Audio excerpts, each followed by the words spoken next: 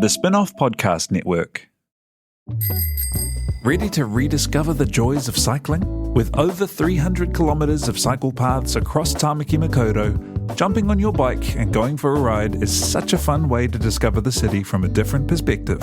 Cycling is getting more and more popular across Auckland, so now's a great time to join the hype and give cycling a go. Head to at.govt/cycling to find your nearest cycleway today. The Fold is brought to you by O Media, making brands unmissable and public spaces better across Aotearoa.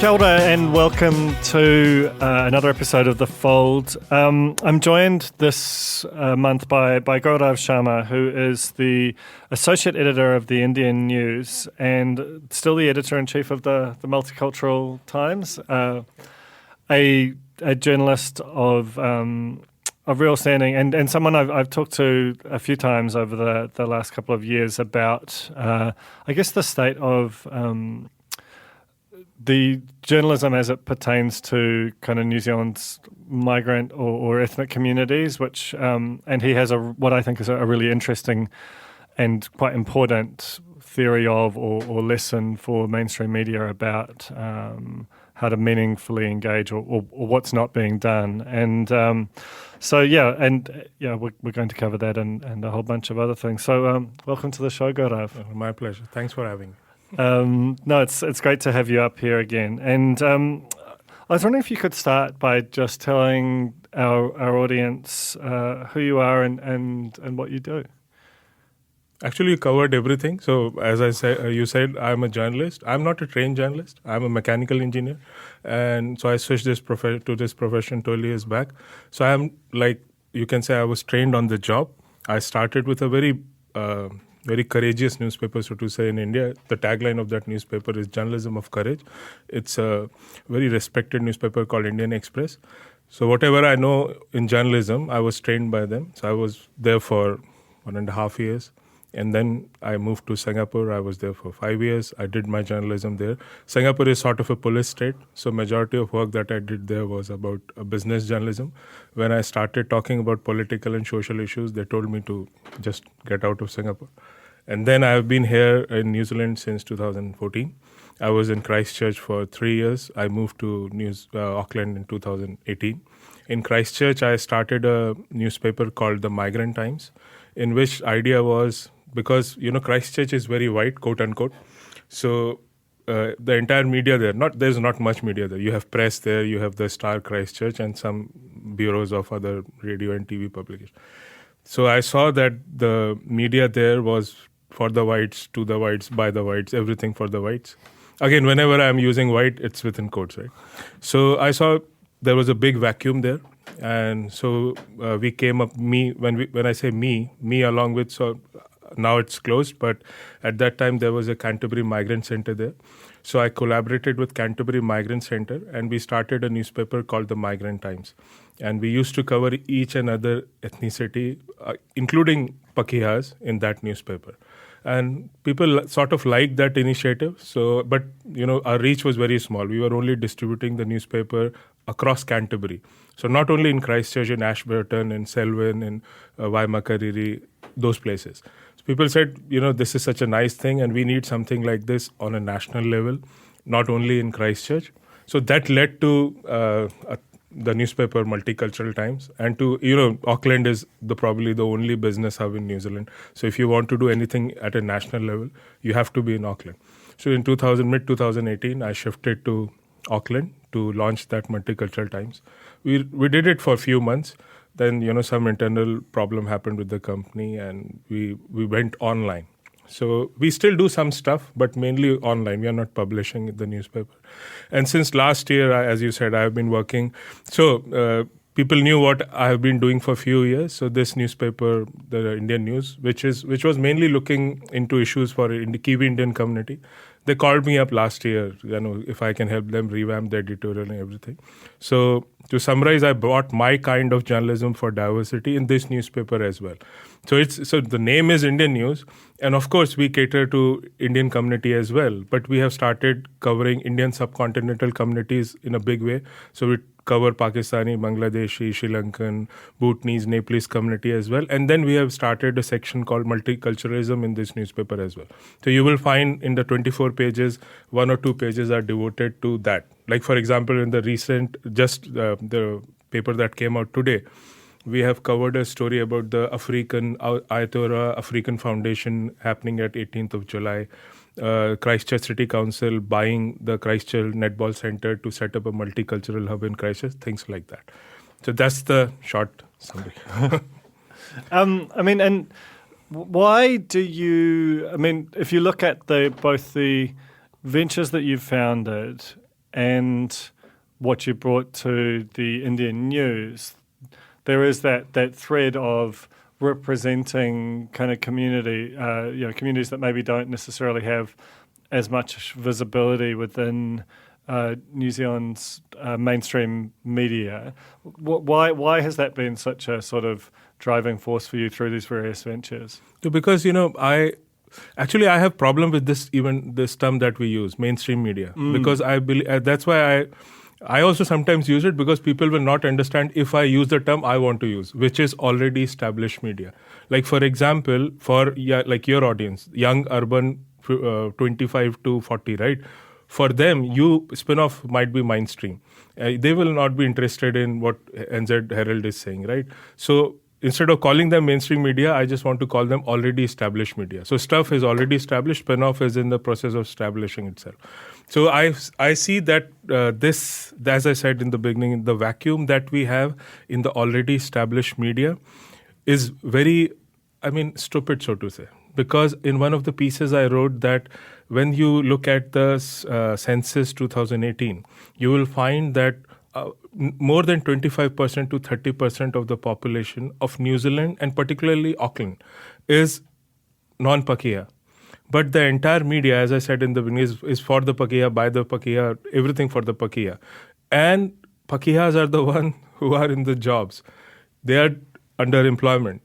All of us know that migrants and non-Pakeha people face huge discrimination when they go for jobs. So the invariable option for them is to start their own ventures. And who are the advertisers? Those who have their own ventures. So I actually don't understand this, that 30% of 25% of your population is the migrant entrepreneur who is going to advertise, and you're not talking about them, and then you are hoping to succeed. I see there is a big stupidity going on here. And that's essentially why I've got you up, because I remember the first time that you articulated that to me, and you've done it a number of times since. And I think because and I'm so guilty of it, the fact of this podcast is testament to it, is like one of the media's, the already established and the startup media in New Zealand's chief preoccupations is itself and the travails of it. Because I think we live with the sort of cultural and business memory of a much larger industry. Live with its ghost. The rivers of gold that were the classifieds, the companies that were worth hundreds of millions or billions of dollars and certainly couldn't be sold for $1 like stuff was a couple of months ago, and yet, and so we kind of scrutinise that, and we look at the rise of social media, we look at different ways, at the rise of tech competition for everything from Google to TradeMe. We look all across it and we're so familiar with these narratives, but the one that we never talk about, and I'm as guilty of this as anyone, but is the one that you just mentioned, is that we, as a group, just there's a whole community of New Zealanders who just are not well served. And it really means that the whole mainstream or already established or Pākehā media, however you want to frame it, is really fighting over 75% of the audience. And it's not just a dereliction of duty. I think I recall you saying it's also just a huge missed business opportunity. Exactly. That's the point I want to make. It's not only about dereliction of duty. It's more so about making... See, you ultimately want to run a sustainable business, whether it's a media business or any other business, right? You remember we interacted a bit last month on Twitter about a photograph that Stuff published in which they were doing a migrant story, and the migrant was standing next to Simon Bridges, and next to Simon Bridges was Kanwaljit Singh Bakshi. Now, he has been a MP in Parliament since 2008. It has been 12 years. And in 120 or 121 MPs, he stands out because he is the only one wearing a turban, right? So it's not so difficult to have an institutional memory of somebody for Sikh in New Zealand Parliament, all the more when he has been there for 12 years, right? So this shows that Stuff actually doesn't know what Kanwaljit Bakshi is, right? He is there because he represents the Sikh community of New Zealand, right? Now all of us know what Sikh community did during the lockdown. You know, the free food parcel. You know, we did some story for spin-off as well, right? So much so that Parliament actually acknowledged the Sikh community's contribution in helping the community during the lockdown. So they are rich people, right? If you go to Papatoetoe, you go to South Auckland, you will have 5-6 print publications written in Punjabi. You will have like 5-6 radios who are running just catering to Sikh community. So there is business. And the importance you place on that business is you don't even know the Sikh MP who has been in the Parliament for 12 years. So, I mean, I'm not talking about you are not doing your duty covering everyone. I mean, that I will talk about if you are not talking about the Bhutanese community, who are maybe few hundreds or few thousand. But Sikh, I don't understand. That's why I don't know whether you allow this kind of language, but I use the word stupid, right? Because if Stuff has a new CEO, I mean, she should change that. At least, if nothing else, start covering the Sikh community. No, it's and I think it's such a good point, and I think in some ways like there is a tendency to view sort of diversity of creators and of subjects as something that is a nice to have or a, you know, like something that you would love to do if you had more resource. But I think the point that you make is that like these community, like that, almost the implication of that is that migrant communities are they're without agency, without money, and that there isn't a powerful incentive to do it.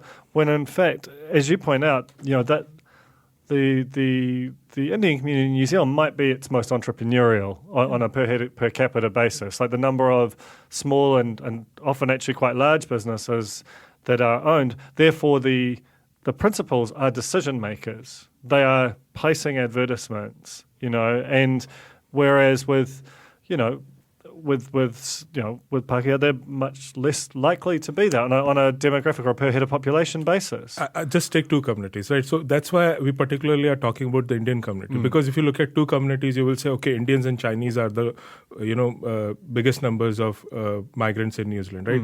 But I understand if you don't look at Chinese, because Chinese don't know English that much, though they have their own Chinese media, they're more focused on the Chinese media. But that logic doesn't actually at all apply to the Indian community, because Indian community is a commonwealth, right? Like you learned English, and English is the first language, not my first language, but I actually learned English along with Hindi all through my life, right? Same as with, I mean, if you talk to Indians across, I mean, India is such a huge country, so much diversity. If a North Indian is talking to a South Indian, they will talk in English because he will not understand Hindi, I will not understand Tamil, Telugu, Malayalam or whatever, right? So the point is, I mean, if you even want to concentrate and look at your business, looking at Indian community makes sense. Yeah.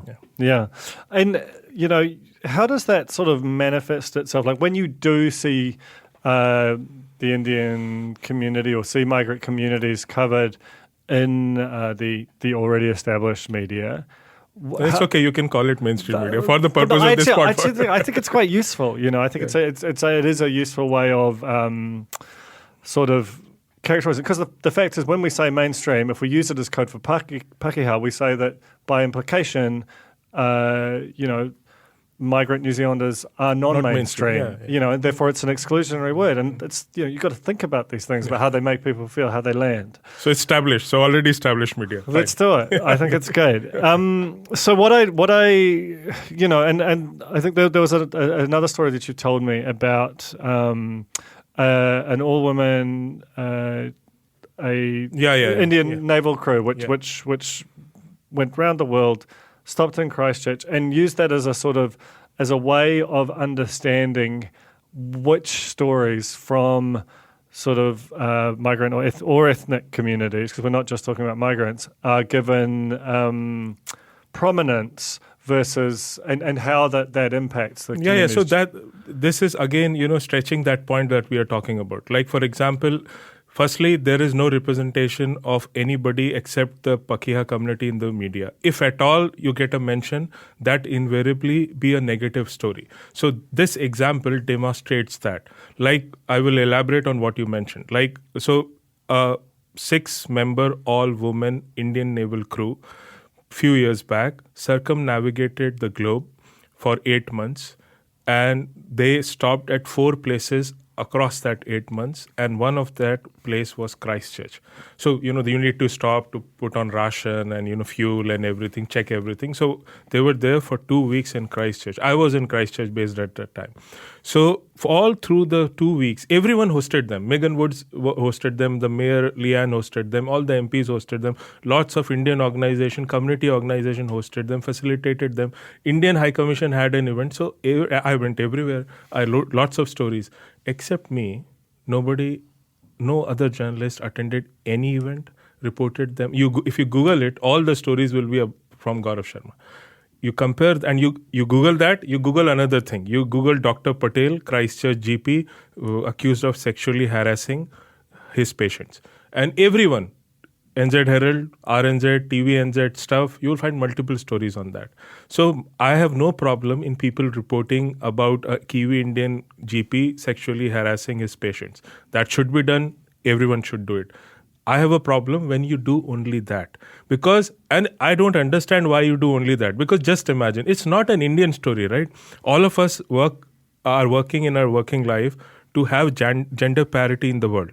If you do this story, it's not an inspiration only for Indian women. Just imagine young Kiwi girls in schools. They will see those 6 women who they have circumnavigated the globe for the first time in history. Such an inspirational story. So I don't understand the logic. Just because they were Indians, you don't want to cover it, even if it has the potential to inspire your own women.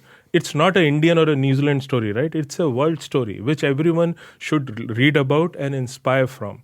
So, that demonstrates the difference so hopefully now again, I will go to Stuff. Now she is in charge. Maybe she'll change her editorial policy. Because Stuff, press was owned by Stuff, and Stuff was there in Christchurch. When they arrived when they docked in Christchurch, Littleton Port was hosting them, and their PR manager was there. And she was talking to me and said invitation was sent to 20-something journalists. Only I was there. So 19 journalists in their wisdom, or their editors in their wisdom, thought this story is not worth covering. So, on a related topic, like when you had 2 years experience in India, and was it 4 or 5? 5 years in 5 years in Singapore. So you come to New Zealand, 7 years experience as a journalist.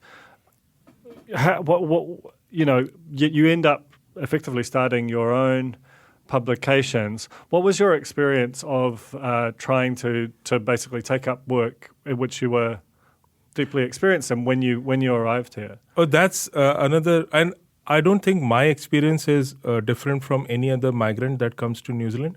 But if you talk about my experience, it was like, I'll tell you, when I came here, we have to admit that New Zealand doesn't matter so much in the world hierarchy, right? That's a given. Yeah, that's Absolutely. a given. So when I came here, the John Key is the Prime Minister of New Zealand. Except that, I didn't know anything else about New Zealand. So obviously, I had to, like you were born and brought up here, so you have that institutional memory. I don't have that. So when I came here for 6 months, and you have wonderful library system in New Zealand. So in Christchurch as well, it is there. So for the first 6 months, I was sitting in libraries, reading about New Zealand, everything, right? And you had some wonderful, now they are not publishing, but Listener, North and South, NZ Today, lots of good magazines, right? So I was reading and learning about New Zealand. But I thought the better way is to like sitting with you, right?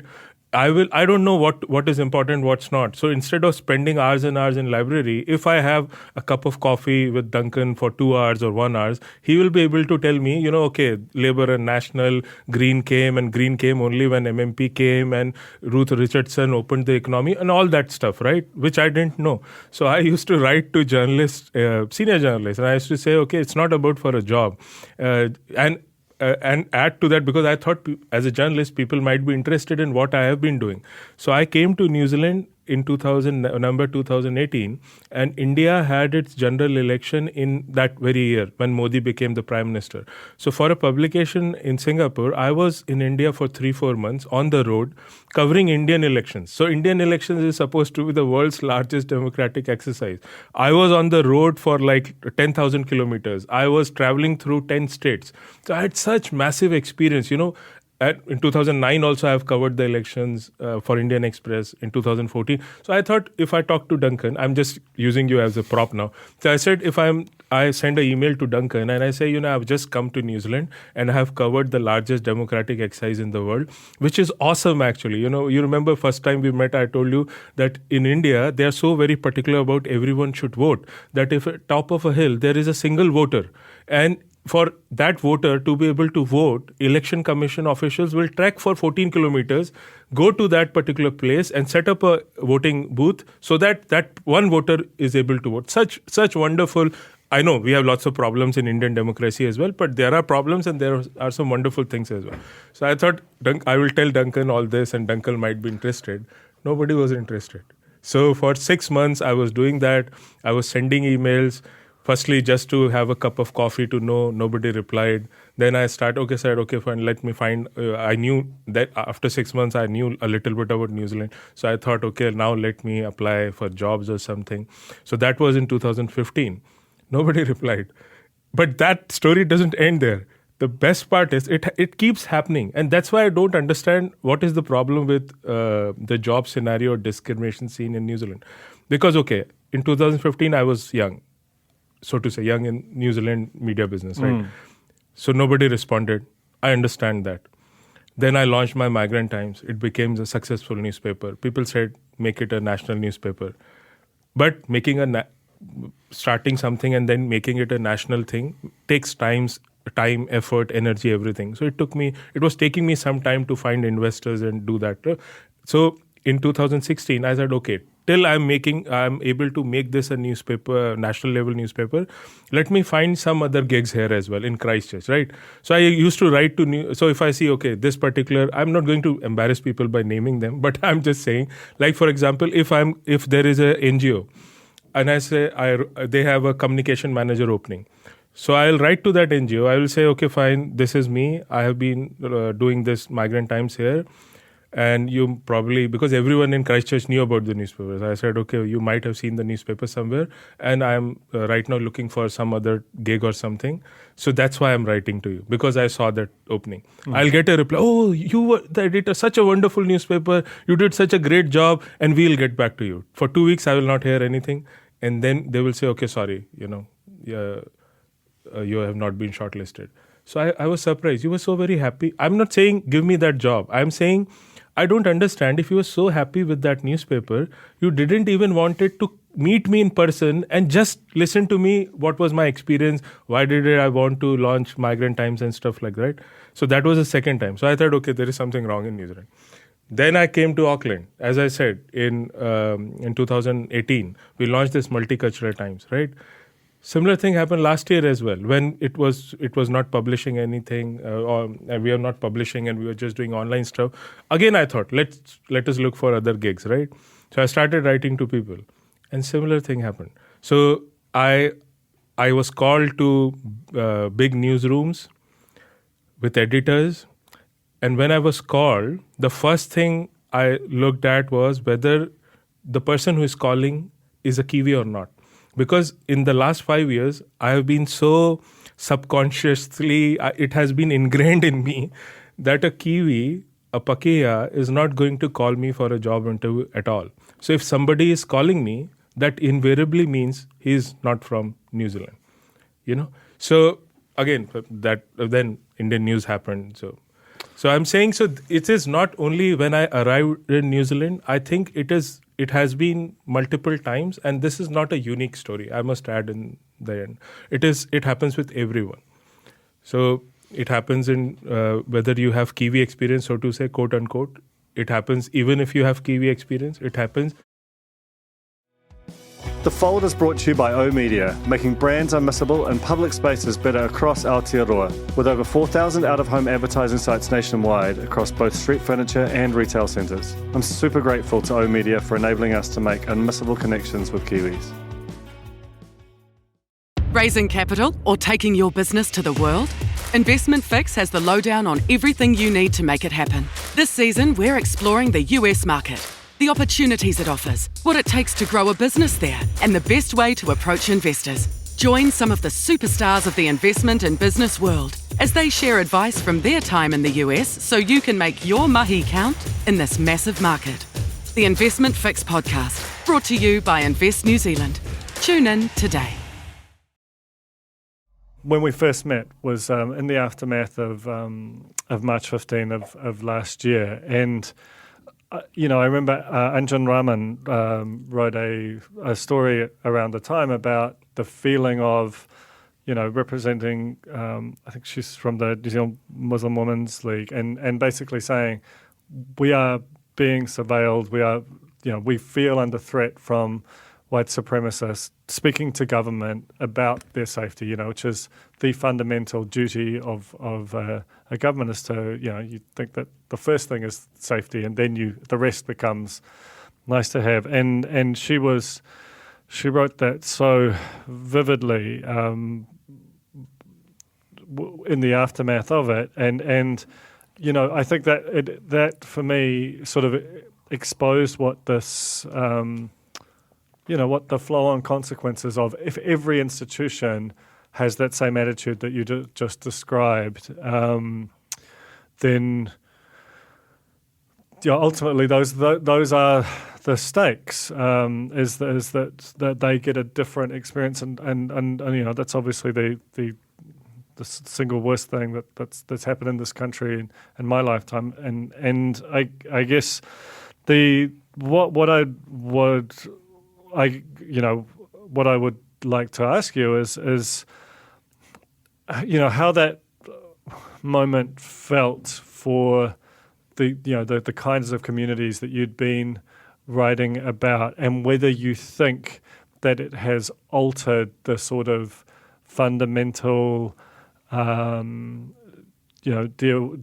or the posture of that sort of Pakeha New Zealand toward... No, not at all. Yeah. I don't think so. It has altered anything. I mean, because I did a video a few weeks back in which the response... I only talked about the government response, so we can elaborate on that as well as the community response as well. But I think the government response to that very attack has been symbolic and shambolic, nothing else. I mean, if you look at the Christchurch call, nothing was ever going to happen because of that, and it will not happen. Even, I mean, if you look at all the outpouring of support and everything, I mean, all the stats by Human Rights Commission and NetSafe tells us that the racist attack and everything has just increased because it's a more polarized society. So I don't think fundamentally anything will change by these shallow measures. I think it will only change when we actually really get into the ground and start working on the younger generation. I think it's very difficult for anyone to change me and you. I mean, we have to talk to the kids. So again, we did a piece in which we said that why can't we have something like from a directive from Ministry of Education. Like I always say this, you go to Christchurch, Auckland, so I always say Auckland and the rest. You should always talk about New Zealand in this term, the Auckland and the rest, not only in terms of property prices only. It should be about everything else as well. So Auckland is diverse, at least in terms of percentage of population, not in sort of integration, because in Auckland as well you have ghettos. We'll come to that later, but I'm saying so Auckland and the rest. So if you look at South Island, you roam around South Island, you ask people what before March 2019. So you ask people what is Eid, they will not know what is Eid. So they will. And my second question was, but Islam is the fastest growing religion in the world. Isn't it a natural, human, obvious question that you will ask, okay, what is the fastest growing religion in the world? Islam. So what is the equivalent of Christmas in Islam? That is Eid, right? So but you roam around South Island and people will not know what it is. So that's the homogeneity that we have in South Island. So in our newspaper, Migrant Times, I was the area around Catlins near Otago. I was just driving around that time, and before that was 2016-17, and in one of the petrol pump I saw that white supremacist flag. I clicked a picture and I published that in my newspaper that New Zealand police, please wake up, just roam around and you will see that. So at that time there's just a flag. And at that time is the obvious answer, just a flag.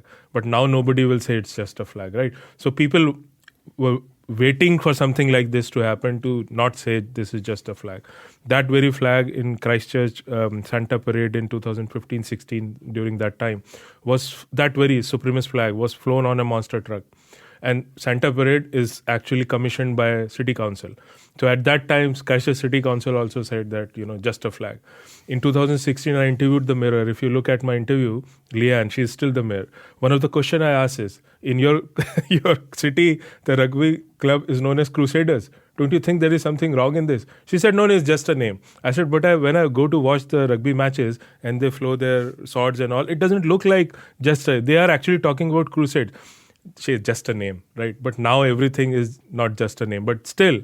So all this I feel is symbolic. Nothing is going. So now nobody is flying that flag, but you don't see that integration that needs to happen. That can only happen when you start talking about that integration in school.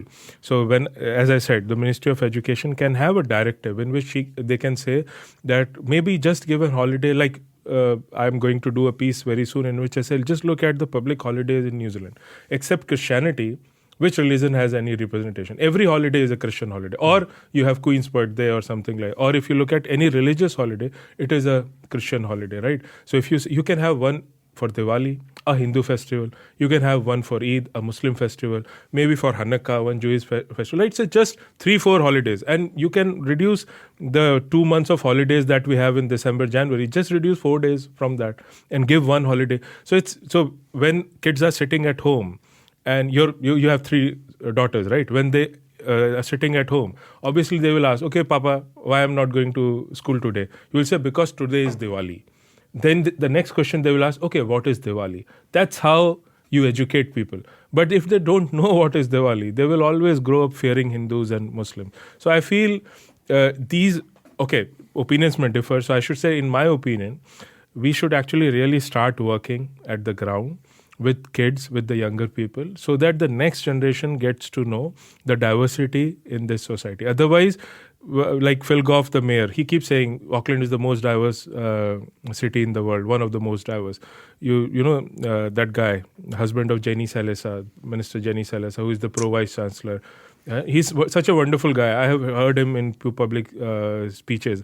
And he keeps saying that, we have, even our schools are ghettos. So if you go to a school, white flight, right? Everyone knows. You go to a school in South Island, you will South Auckland, you will see that the entire population of that school is either migrant, Asian, Pakeha, Maori or Pacifica, right? No Pakeha there.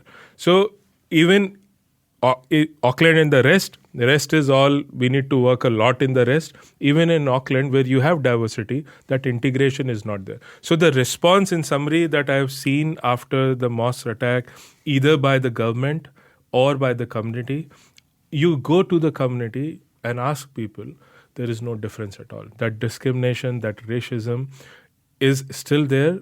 If at all, people will think, okay, it's not diplomatically correct to say it in public, so they will not fly that flag. That's the only difference.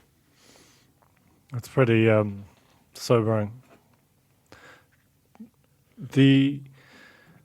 And I think that point you make about they won't fly the flag, but has what's in their heart changed, or has their the overall social structures that sort of allowed that to happen changed. And I think one of the things that is different now,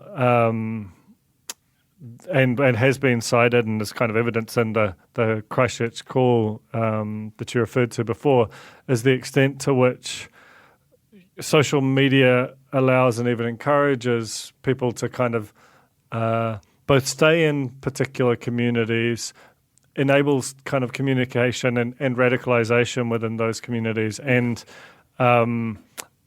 can prompt, and allows people to practice or even escalate their sort of racism or Islamophobia or you pick a form of hate. The echo chambers of social media. Yeah. Have you noticed in your time as a journalist, I actually read an amazing story in Wired about the power of WhatsApp in Modi's India in terms of driving the rise of sort of Hindu nationalism and sort of concurrent sort of Islamophobic sentiment there. Have you noticed that, in your time that is a driving force, or how has that impacted these communities? That's definitely a big factor. My country, I call India my country, right? Because my country is very polarized now. And that is, in fact, a large part of that is due to the rise of Hindu nationalism in the last 5-6 years, ever since Narendra Modi became the Prime Minister. But since it's a polarized state of affairs, so whatever good also he does gets polarized, and nobody is able to appreciate whatever good he does sometime. But one of the fallout is definitely that it's a very divided society. And like, for example, just 2 days back, he extended one of his schemes, a Gareeb, so it's like a free distribution of food grains to majority of 80 crore something, 800 million something Indians or not, right? So he extended that. So even while extending that, I'll give you one example. Even in speeches, he extended that, and he said, I'm extending it till Diwali, so that people till Diwali are able to feed themselves. Then there is a state in India called Bihar. So elections are coming up in Bihar. So they have a big festival around Diwali's time. It's called Chhat. So he mentioned, so that people in Bihar in Chhat is also able to celebrate Chhat with their stomachs full, right? So now lots of people like me said, but Eid is also coming, right? So in his speech, he could have said, because Diwali is in October, November, Eid is before that, right? So he could have said, so that during Eid also, my Muslim brothers are able to celebrate Eid with their stomach full, but he didn't say that. So I'm saying even things like that, because at a time like this when country is so polarized, it's the onus is on the leader of the country to bring the country together. That even in small things like that, he in his mind it doesn't struck that I should say Diwali is coming, Eid is coming, Chhat is coming, and every Indian should be able to go to sleep with a stomach full, something like that. So, I'm just giving an example that it is so deep-rooted in our society that somehow, last year we did a page 1 story on that. I don't know whether you're aware, but I'll explain. Like CA and RC was a big issue in India. So, Modi government amended the citizenship bill, right? The citizenship, so which disenfranchised. Now there are different school of thoughts. So those who are opposed to it, they are saying, no, it's not disenfranchising, right? Modi government is saying, no, we are not taking, it's not about taking anybody's voting rights away. It's about giving voting rights to refugees from Pakistan, Afghanistan who are Hindus, right? So that's their explanation. But there is so much distrust that nobody is believing that. So the protests are going on. In New Zealand also it happened. I think this Sunday it's happening again. So, I mean, and that sense of sort of social media fueling political polarization and almost, what you're really seeing is algorithms which respond to basically are engineered toward interaction. Interaction happens at the extreme, something that you just sort of noddingly agree with disappears from feeds. And so, but it feels like that is, we're seeing that manifested in our politics everywhere, is that they're almost like algorithmically engineered politicians. And you see it in media too, in which stories are selected, which stories are emphasized, are those which explode on social media because they have a particular dynamic. And it probably explains why you're, in part explains why your Indian women sailors receive far less coverage than the sexually harassing GP. The politician who, to my mind, seems like the most unpleasant vector for that in New Zealand, particularly as it pertains to the Indian community, is Shane Jones. You've written about him for us, and he's probably the single person who's come closest to having Ardern properly address the elephant in the room in terms of the divisions between Labour and New Zealand First. Talk to me about Shane Jones and his comments and how that landed with you and your community. So, I mean, obviously everyone agrees, leave alone me. So New Zealand First had a Kiwi Indian MP from 2014 to 17, Mahesh Bindra. So I got a chance to talk to him for the first time, ever since this Shane Jones comments started 1 year back. So that was the first time Brinda fronted up. And the first thing I asked him is this, leave alone me. I mean, Bindra, who is his own party colleagues, and probably he'll be in the list again and whatever, right? He stood for elections in Mount Roskill in 14 and 17 as well. So I said, did you have the chance to talk to Shane Jones about what he has been saying about the Indian community? And Bindra said, no. For the last 1 year, Shane Jones is saying so much, but Bindra didn't even bother to talk to him. So obviously, and so Bindra agrees, everyone agrees that those comments are probably their own internal power struggle. Nobody knows what is happening with New Zealand First, because those comments don't help anyone. To that extent, if you look at the last two issues of Indian News, in the last issue, my namesake, Dr. Gaurav Sharma, who is standing from Hamilton West, he, in the last issues, I interviewed him. He's told me that I faced racism in 2017, and I am fearful that I will face it again this time. That was 2 weeks back. Just last week, his campaigning started, and he has been called a curry candidate, quote unquote, right? So he said, see, I just told you, and this has been happening.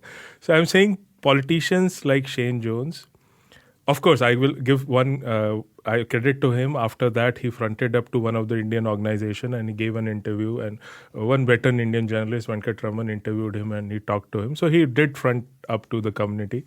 And Venkat Raman, a very decent man, he invited him to the Indian festivals as well and everything. So he did front up. But I don't see that those comments are anything else, just plain simple politics. One thing that I differ on, and probably we will write something about that in future as well, that somehow, and the mainstream or the already established media in New Zealand has this tendency of singling out Shane Jones because they somehow feel that it makes them feel nicer about them to single out one person and say that, okay, Shane Jones is the only one who is talking, which is quote-unquote racist about Indian community, and everything else is fine. The fact is, and that's what I said, maybe we'll write that in future, from 2002 to 2017, on an average, New Zealand First has gotten 7% of New Zealand's vote. Sometime in 2008, it was 4.8, otherwise 11%, 7%, like that. Average is 7%. So whatever Shane Jones has been, or in effect his party, has been doing, saying, or believes in, 7% of New Zealand's population in the last 2 decades agree with them. So my assertion to everyone in the media business in New Zealand is, singling out Shane Jones is not right. He is just catering to his 7%. So if you want to single out, you should single out 7% of your own population. But see the magic. Singling out one person is okay because you can always say only one. But suddenly, if you say 7% of our population is actually believing that Indian students have, what is happening? Everyone is saying open up the borders. So the value of international students is being recognized now in the post-COVID economy of New Zealand, right? But what he was saying, Indian students have come to New Zealand and ruined everything, right? Did they ruin everything? Then why are you saying open up your borders and bring them back, right? So my only assertion is I don't have that feeling against Shane Jones, because I feel that Shane Jones is just doing his politics, which is being approved by 7% of the population. I know the polls are putting them at 1.8 and less than 2%. So I don't know what's going to happen this time. So hopefully they understand that 2% might stick. And in the just to tell you this issue, I got we approached the PM and we said that this is going to be election season. Your candidates are being called curry candidates. What's your message to other political parties? So as was expected, she said no racism. I encourage everyone to refrain from that. Hopefully New Zealand First will listen to that. Yeah, no, I agree. And I think the point you make that in some ways, at least, Shane Jones appalls me, but he says it up front rather than by word and by deed and by sort of mass behavior, doing it in a million subtle ways. And he's a politician, right? He's a politician. So if he's doing that, his feedback from the community must be, yes, this is right, this is right. Yeah. So he's just catering to those 7%. So why are we villainizing Shane Jones? If we want to villainize, if at all we can, we should villainize the vote base of New Zealand First, right? So yeah, it's just New Zealand. Yeah, New Zealand. Hey, well, that's our hour. Thank you so much for coming up, Gaurav, and for speaking with me. And I think there's just a whole lot in there for both. And my pleasure. That was The Fold, brought to you by our partners at oOh!media, making brands unmissable and public spaces better across Aotearoa. Huge thanks to oOh!media for sponsoring this episode of The Fold and enabling us to make unmissable connections with Kiwis.